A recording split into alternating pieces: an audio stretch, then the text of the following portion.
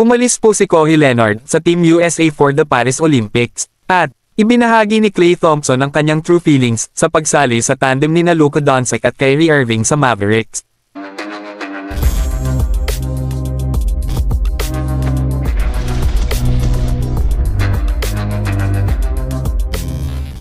Si Derek White ay isang strong contender upang palitan siya bilang layunin ng koponan para sa gold. Umalis na si Kawhi Leonard sa Team USA basketball team para sa nalalapit na Olympics sa Paris, USA Basketball announced.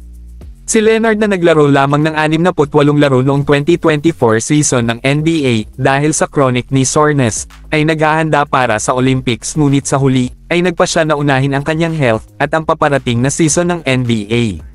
Sa isang statement mula sa USA Basketball,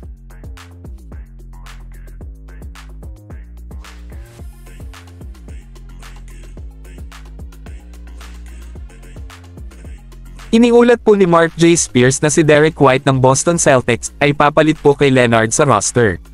Ang pagdaragdag ni White ay magdadala ng solidong defensive presence at versatility sa Team USA as they aim for gold in Paris.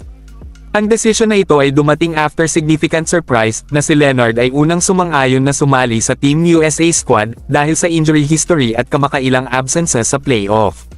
Nauna nang nangatuwiran si Stephen A. Smith na si Leonard ang worst superstar sa sports history regarding sa availability at nanawagan siya sa may-ari ng Clippers na si Steve Ballmer na gamitin ang kanyang impluwensya para pigilan si Leonard na maglaro sa Olympics.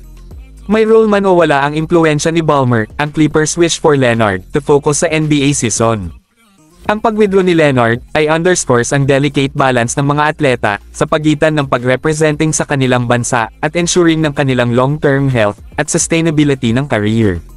Habang papalapit ang Olympics, titingnan ng Team USA si Derek White at ang iba pang talento upang punan ang kawalan na iniwan ni Leonard at strive for success on the international stage.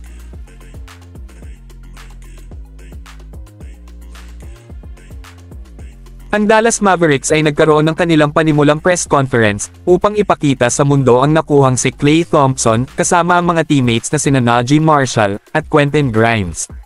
Nagsalita si Klay tungkol sa variety of topics, ngunit nakatuon sa kanyang dalawang bagong teammates na sina Luka Doncic at Kyrie Irving.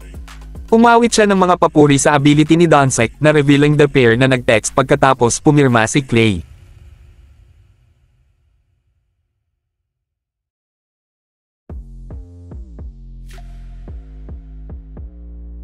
Nagsalita din si Klay tungkol kay Irving, ang player na iniulat na nag-recruit sa kanya para sumali sa Mavericks, at isa sa kanyang mga defining career rivals.